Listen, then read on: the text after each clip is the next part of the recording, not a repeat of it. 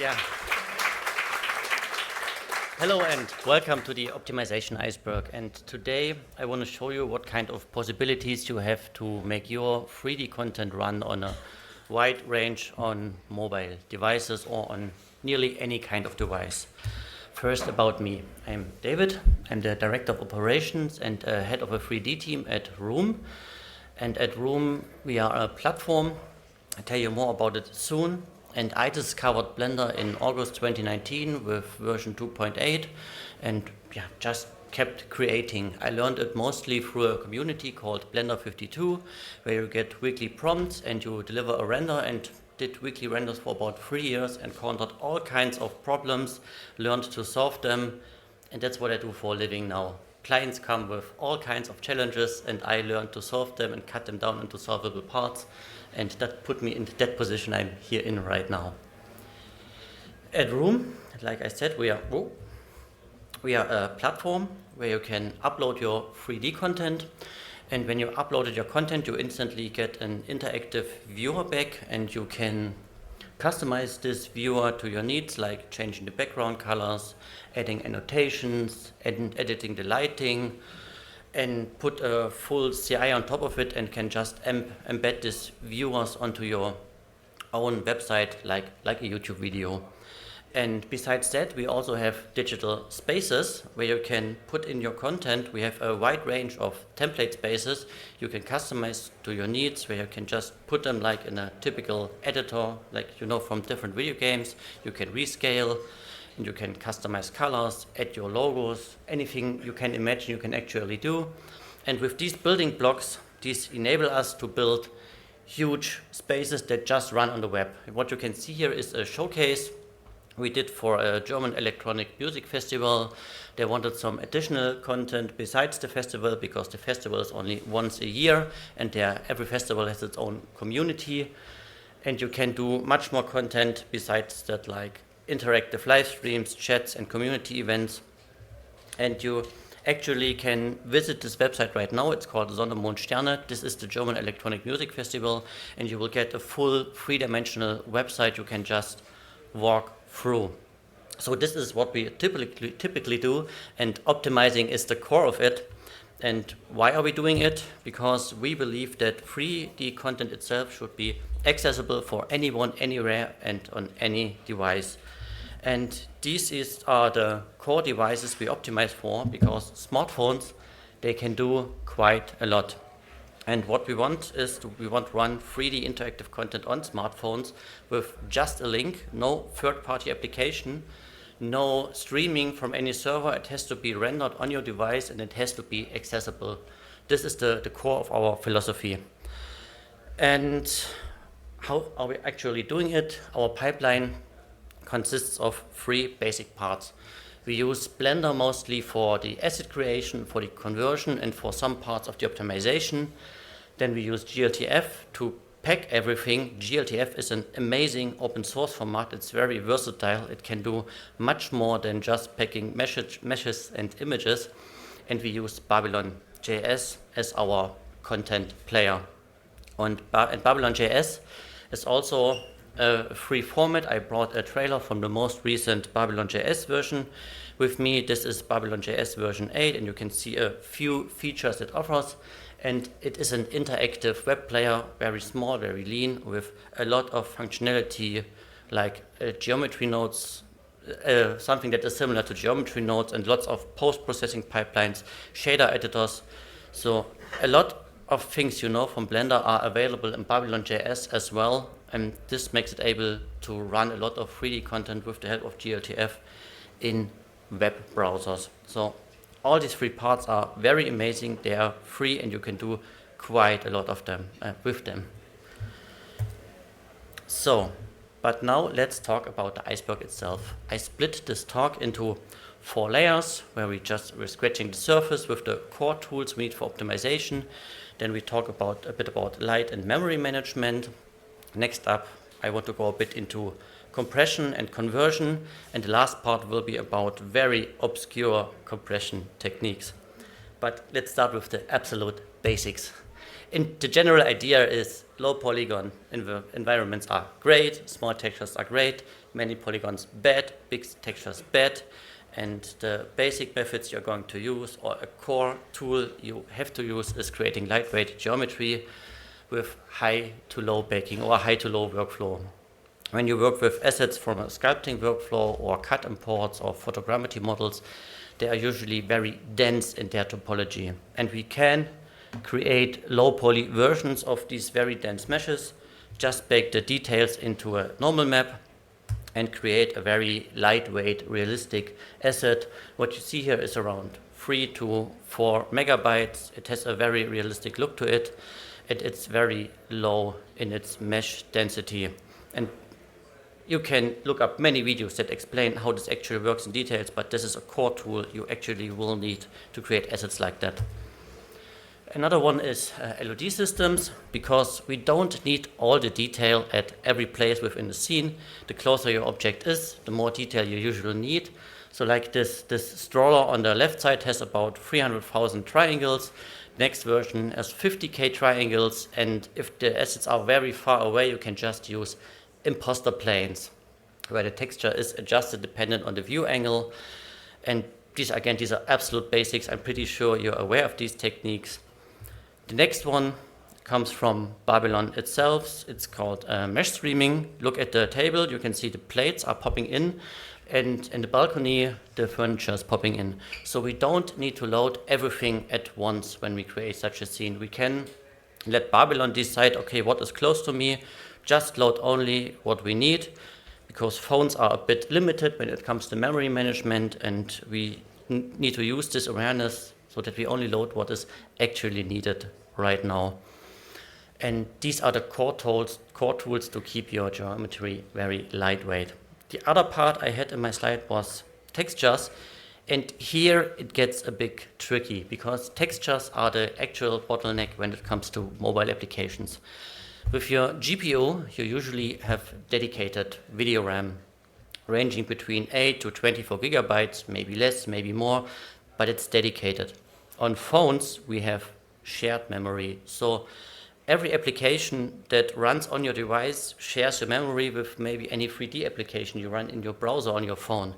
And that makes texturing a bit tight, because textures take quite up a lot of space. As you can see here in this example, one 4K texture that is not properly compressed with just RGB channels can take up easily 50 megabytes in your memory, and usually you need more than one texture for a full scene. A full material consists of 3 to 4 to 5 textures like diffuse, roughness, metalness, normals.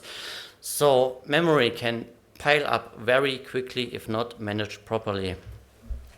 What we have as a solution in our platform is a quality switch, where you can switch live between different kinds of quality to make memory management a bit easier. And we actually can detect the kind of phone you are accessing such a template with, and when you access it from a mobile device, we can limit it to like only showing 1K textures or 512 pixel size textures. So keep in mind that the size of your texture is very important, and you really need to budget your texture limit. I show some numbers later what runs well on phones, but there's another side to it. Every texture usually consists of 3 channels, red, green and blue. I'm pretty sure you're aware of that, but most textures we actually use don't need the full color space, like roughness, metalness or occlusion maps.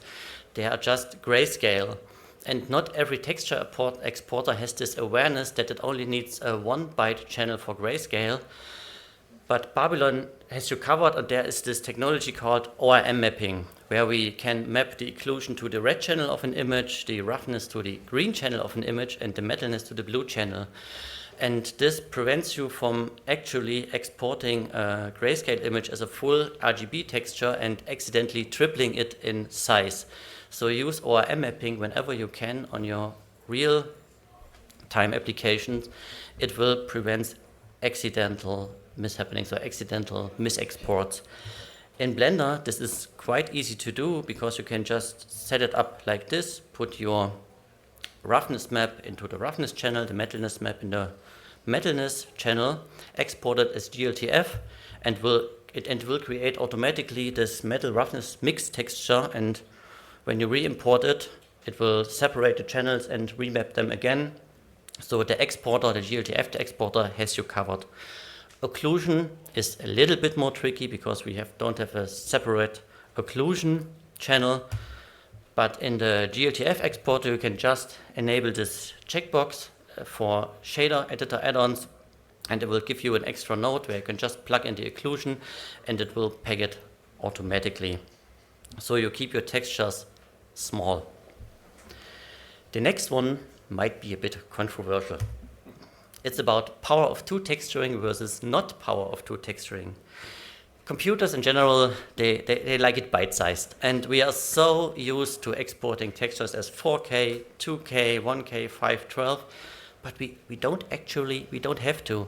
This is an example from the BabylonJS documentation where they just used a texture that is wider than higher, and most phones and most mobile devices actually can handle not power of 2 textures. Your phone has to be very old to actually not being able to handle that. So I know this is discussed, very controversial. So for practicality, you don't have to use power of 2 textures everywhere, but older devices might pad your not power of 2 texture to power of 2 texture, but we're speaking about devices from 2016, 2015 or earlier. With WebGL 2, this is not a problem anymore. glTF can handle it, Babylon can handle it, Blender can handle it. So keep it in mind that you can scale a texture down to your actual needs. I promised some numbers. And these are numbers from our experiences where these big scenes or digital experiences run quite well. Really start budgeting your scenes. On phones, a scene with up to 200K triangles usually runs pretty well. In general, you don't run into any issues when you keep it in that range of 250K. Some phones can also handle 500K or even up to 1 million. It depends a lot on the hardware that it is running on. And within texture budgets with 200 MB, you are pretty safe. But remember, one 4K texture, not properly compressed, can already take up 50 MB of size. So you can pretty easily limit it yourself with 4 images that are not properly compressed, and your phone will just crash. On business laptops without dedicated graphics cards, you have a bit of more freedom, but from our experiences they are also a bit limited. So keep your scene in the range I displayed here. And with desktop PCs, yeah, the range is quite big. So we have dedicated graphics cards, we can upgrade it, our RAM, our CPU. There is barely any limit there. There are limits there, but you have much more freedom. And these are the absolute basic parts when it comes to optimization. And next I would like to go into light and memory management a bit, because lighting can make or break your interactive scene. And usually when it comes to lighting, you have to balance it between, do I want to calculate it live, do I want to sample it live, or do I want to bake it into a texture, or do I want to create additional geometry? There's always this kinds of balance, and I would like to go through some basic light and shadow options you have available in BabylonJS or in many real-time engines, because as I said, lighting will make or break your scene the way you set it up. These are the usual options you have, and we go through each one of these now separately.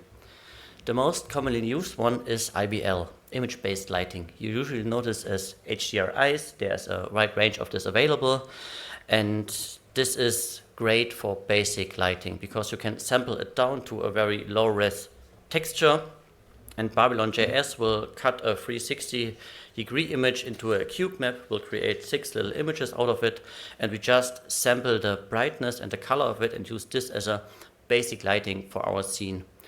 The image-based lighting map is also responsible for the reflection you will see within your scene. So if you sample it down to a very small texture, you might see a blurry reflection, but it usually doesn't matter.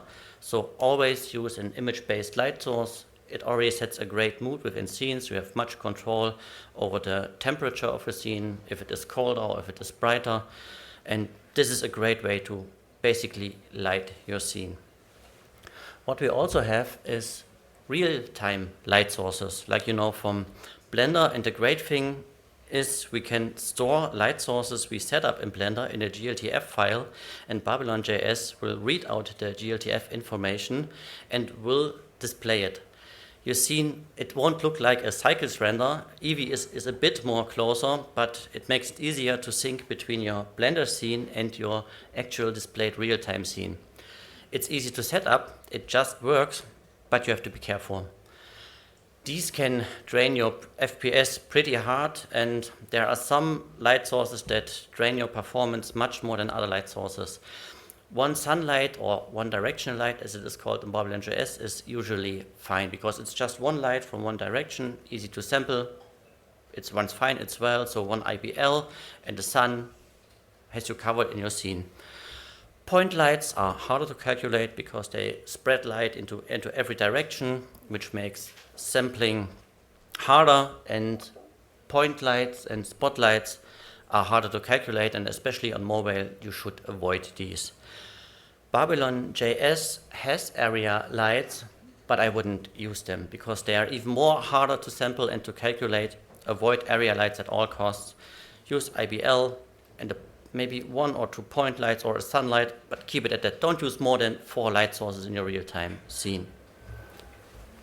And besides that, you might also want to display emission in your scene. That nice glow effect that actually sets the mood in evening scenes or in sci-fi scenes.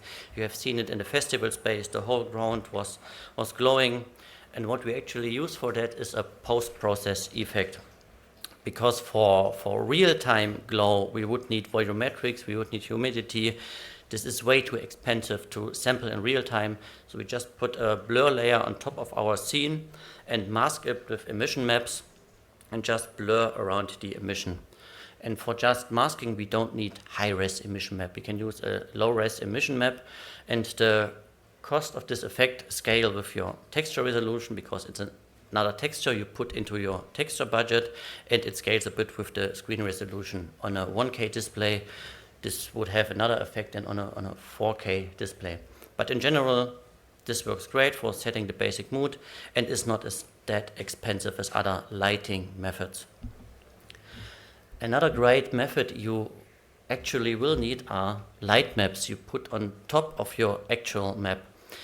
It is another texture you add to your scene, but you will need it because this will help you to separate elements within the scene. And you can see in the ceiling, we have glass in the ceiling and a grid, and we wouldn't use a real-time light source to sample this light on the ground on every frame. This would be way too expensive. We can just put a light map on top of it, maybe use a second UV map just for the lighting information and just add this on top.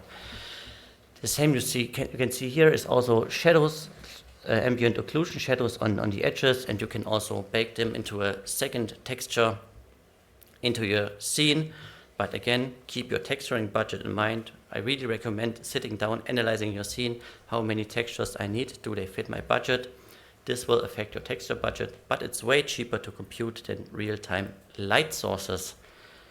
And you also need to be aware when you have an interactive scene, as soon as you move something, you might need to rebake your light maps. They don't work in an interactive way, and it can be a pain to set up when you have many changing elements within a scene. So it needs proper planning and preparation. And these are usually all the light setups you need, but besides light, we also have shadows. And one of the most powerful shadow options you have is ambient occlusion. These small little contact shadows you have in crevices and in edges, and they're extremely important because without ambient occlusion, your scene will just look flat, and it's hard for the user to distinguish where are the actual edges, where can I walk, and just ambient occlusion will make it look much more realistic. The most commonly used option are ambient occlusion maps, like you can see here, and you can pack the occlusion information into your ORM map, so this works quite fine, but it has some limitations. What you can see here is the Babylon sandbox. You can just open it in sandbox, babylonjs.com, throw an asset in there, inspect it. It's great for basic asset debugging. And whoopsie, that was too fast. I need my mouse back. Here. And what you can see now, this couch, it's animated. And we can't bake, we could bake a static ambient occlusion map onto an animated map, onto an animated mesh, but it wouldn't look great. So what we have is screen space ambient occlusion, live calculation of ambient occlusion, which makes it look much better, but you can see on the mattress, it starts to look dirty. So it's a bit of a gamble. It can look great, but dependent on your object, it can make it look a bit of dirty. And I only would use this on desktop devices because this is very expensive to calculate, and you only should use it on a dedicated graphic card.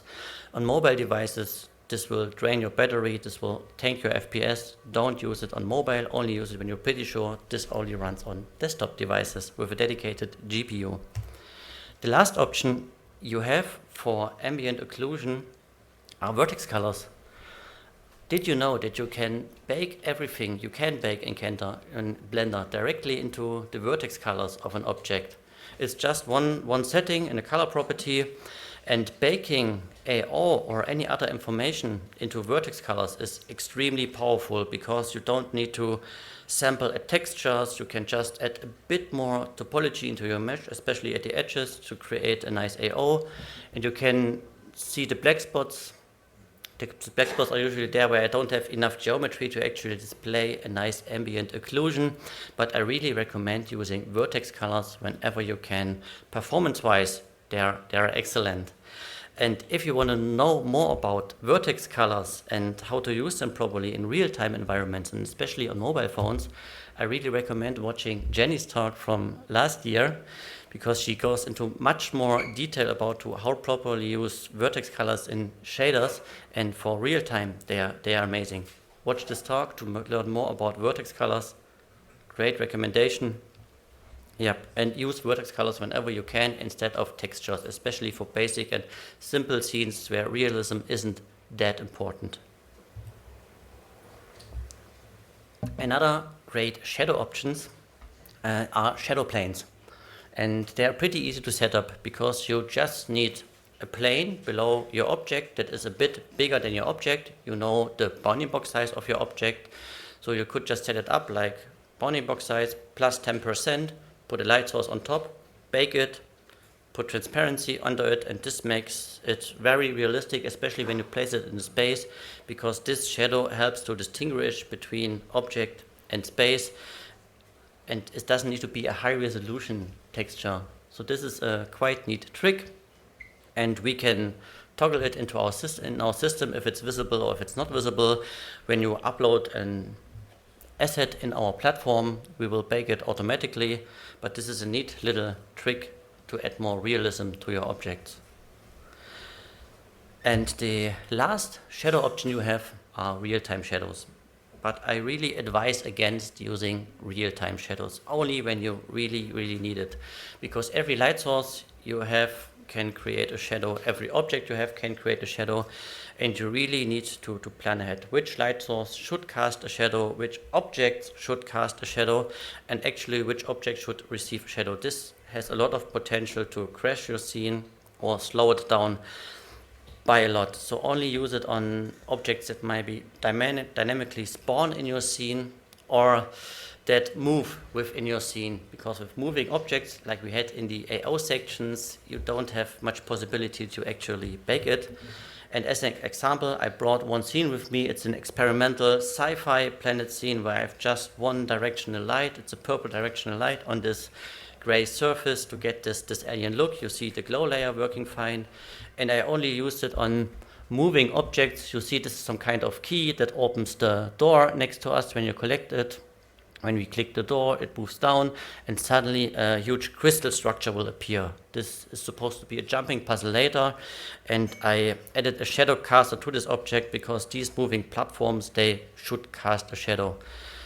Baking this wouldn't make any sense, and the other objects, they don't need to cast a shadow. This scene has a nice, great sci-fi feel to it, and I only want to cast shadows on this impressive, big, moving structure. So limit your shadow casting to structures like that. Yeah. To sum it up a bit, I think this was quite a lot. Use image-based lighting.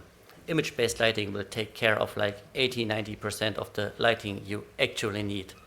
Limit real-time light sources, maybe one sunlight or one directional light, some spotlights but not more. Limit real-time shadows, only for actually moving objects, and bake whatever you can. But keep your texture budget in mind. Sit down and think about where do I actually need shadows. And these are usually all the light options you have or you need. I don't think you need much more. Besides lighting, we also need to take care of memory management. And for that, I brought a nice little forest scene with me. I set this up in Blender with a basic GeoNodes scattering setup. What you can see here is a 500 meters by 500 meters plane, and with about 1,000 trees and 1,000 stones. But the scene only knows of one stone and of one tree, and just instances or scatters it around the scene. And the great thing is instances barely cost anything to re-render, because your GPU already knows what is there. If I copied these trees, I had like a 20 million triangle scene, and this wouldn't be able to render at all, especially not on mobile phones. So instancing is one of the most important tools you actually have, and you should build your scene around instancing. Think in instancing actually as building blocks for buildings, like every column you use, every door you use, it should be instanced whenever you can. And besides instancing, limit the amount of materials you set up in your scene. Use as many atlases, or try to bundle as much textures you have into trim sheets or into atlases to reduce the amount of draw calls. That combined with instances will make your scene more consistent, will make changes later a bit easier, because you just need to change parts of your trim sheets or parts of your instanced mesh, and it keeps it consistent and it will perform very well.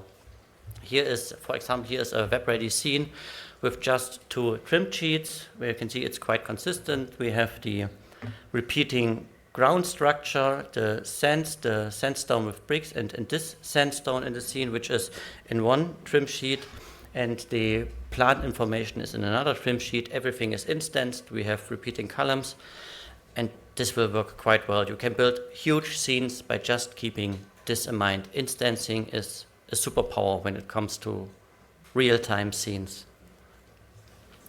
Yeah, so much about lighting and memory management, and I think we should talk about how to actually prepare your assets properly, or how to get them into the glTF file, and what you need to look out for when you compress it. And first, I would like to leave a thank you to Julian Durand, because he is mostly responsible for the glTF exporter. Last year, around this time, he had a talk where he stood right there and talked about the development of the glTF exporter in Blender. I really recommend watching this talk, because he is very, very passionate about the development. And with every new Blender version, he adds new features. He constantly keeps removing bugs. So really watch this talk. This talk I do right here couldn't have happened without his work. But let's take a look at the actual Blender, the glTF exporter, and the options we have. First of all, what you usually have to decide between is, do you want to export a glTF or a glb file? A glTF file means you separate your texture information and your object information, and you will get a folder where all your textures are listed as images, and the mesh information is separate. This makes texture switching later a bit easier, but if you just want to have a shareable format, I recommend using glb, because it's just packed everything into one file, and nearly everyone can use glb files. Next up, I usually take care of if I want to only use the selected objects or the visible objects, because in general my scene is much larger than what I actually want to export. I might have backups in my scene, and if you don't set selected or visible objects, it will just export everything. So just keep this in mind. When your exporter tends to run a bit longer, it's usually this one. Yeah, and transform, this is extremely, oh, you can't see my mouse, sorry. In transform, usually Y-up is very important because Blender is a bit odd in this case. Nearly every 3D tool out there uses Y as the upper axis, but Blender uses Z as the upper axis. So if your mesh is turned sideways in any application, this might be the cause. In general, this is checked by default, but just keep in mind if it's turned sideways, this might be the cause. Instancing. I mentioned this forest previously, and here you can see an aerial view of the forest. It's in general, it's just 2 objects instanced 1000 times, and Blender is able to, or the glTF exporter is able to export your GeoNodes setup. It is not able to save the actual setup, but it's able to export the result of the setup on everything you instanced by hand. So this section is very important. Check this if you have instanced meshes, because otherwise it will create copies and your scene will become much larger than it has to be. And I want to show a live example of a scene. This is an industrial scene. We are loading this live right now. This is from an actual client who wants to display a huge industrial scene for walking through it and for educational purposes. And this might not look like much right now, but if I just double click and go into a scene, you can see it's actually life-sized, and without instancing, a scene like this wouldn't be possible, especially not on mobile devices. I can jump between places within the scene, and it runs pretty well. You can see recurrent patterns, but we also have these in the real world. So plan your scene ahead, instance whatever you can. This is extremely important for real-time performance. So scenes like this run quite well. So let's close this and let's get into mesh export. This checkmark is very important because glTF itself can't store modifiers, and usually you want to export what you see, especially when you use things like custom normals or arrays. Check this mark, but be aware if you have modifiers on your instances, they might get realized as copies. But if you want to apply your modifiers before exporting, this is quite convenient, so you don't have to apply them within your scene. So keep this in mind. And now for the next section, it's about materials. And here it gets a bit tricky. We have multiple options, and every option comes with its own advantages and disadvantages. And we should talk about PNG and JPEG and WebP compression to understand what is actually happening here. So TLDR for JPEG. What JPEG does, it slices your image down into 8x8 blocks, and it will translate these 8x8 blocks into the frequency domain. What you see on the right side is like a recipe book for frequencies. When we take like one of these blocks, your other recipe book will say, okay, it's like 60% of this block, 20% of this, 10% of this, and maybe 10% of this. And what JPEG does, it discards these high frequency details because it actually says on 8x8 pixels, I usually don't need these details. It does some clever encoding after it, and this makes it a very, very great compression. But what we have discarded, we can't recover. So it's a lossy compression, but it makes file sizes, or especially texture and image sizes, very small. PNG on the other side is more like deflating an image and cleverly grouping everything together in the images.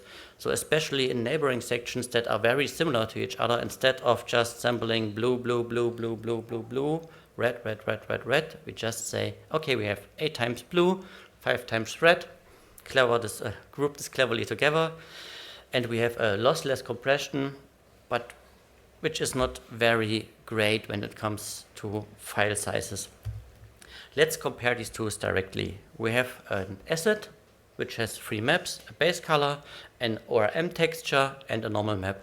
180k triangles, which is quite a lot. Why do we need 180k triangles? It's a tire. And we need to display the profile for the tire. A normal map wasn't enough. This is actually from a client, and they want to see the little crevices everywhere. Now let's check what JPEG actually does here. You can see in the file sizes, we have 22 megabytes for the PNG and half as much for the JPEG.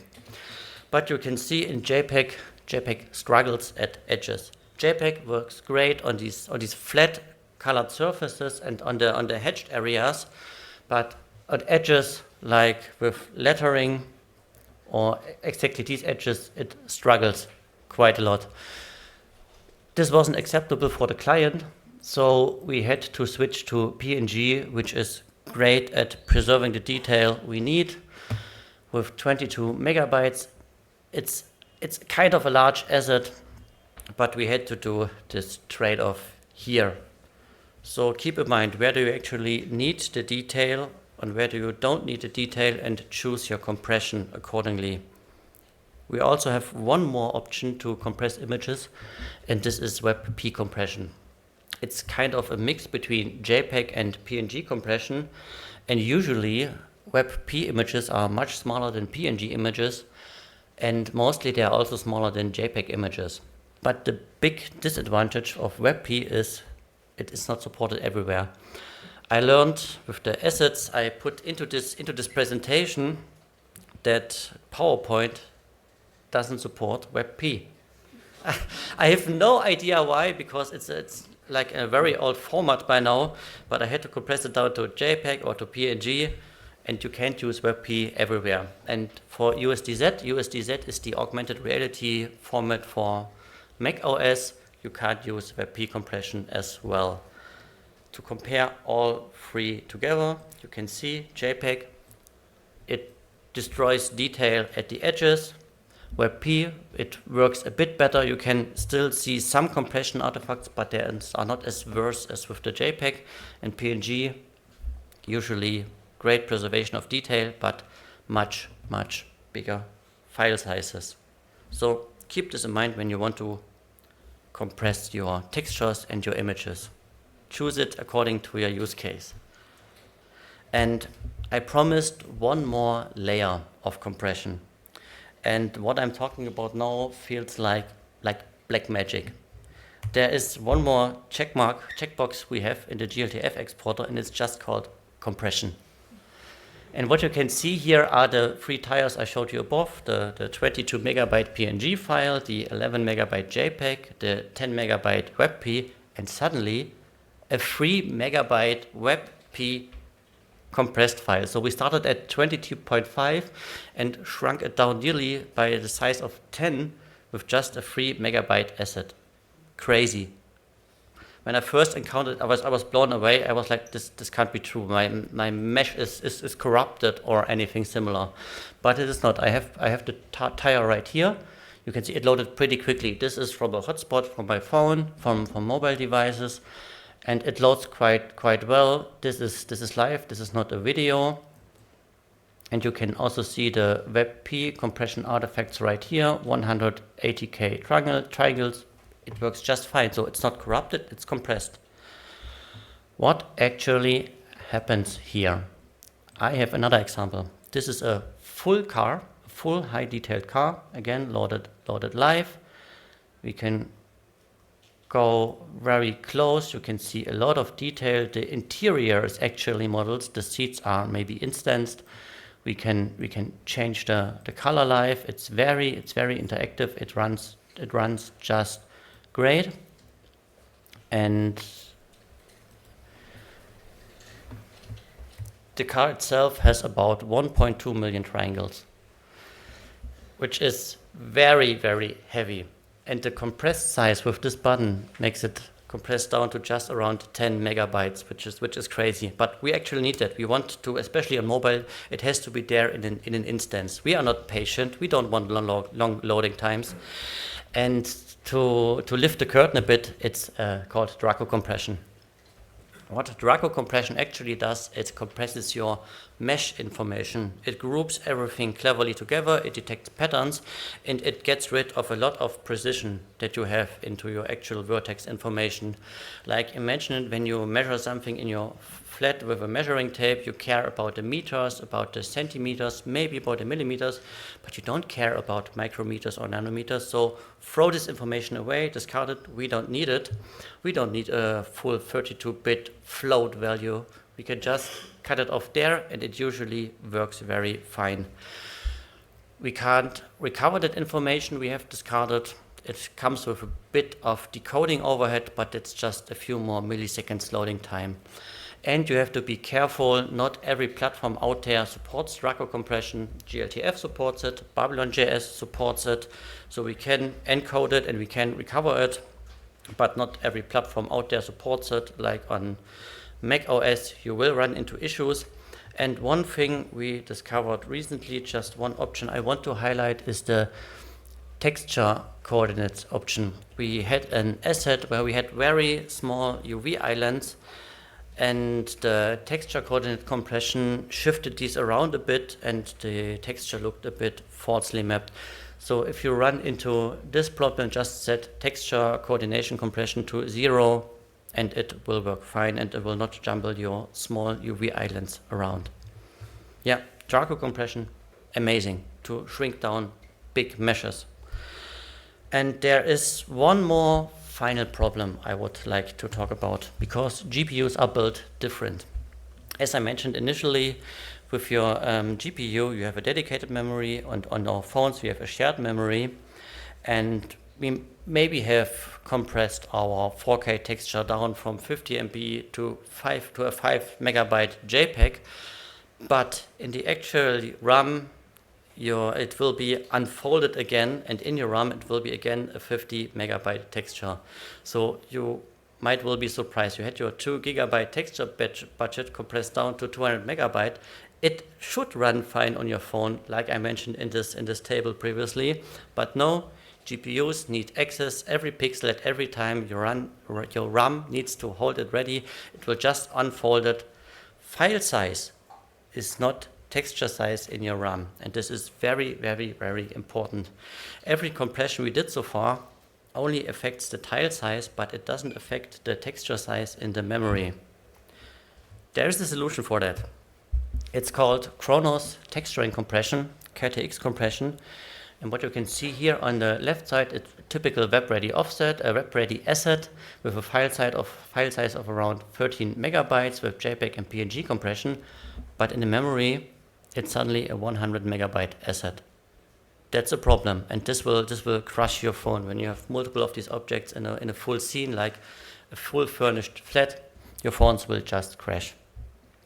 And we have KTX compression for that actually does some kind of runtime compression, so your GPU can access smaller blocks within your texture, and it suddenly will shrink down the memory needed for your texture from about 100 megabytes down to 15 megabytes. And the great thing is, KTX compression is open source. The big challenge is, it's again like Draco compression and WebP, it's not supported everywhere.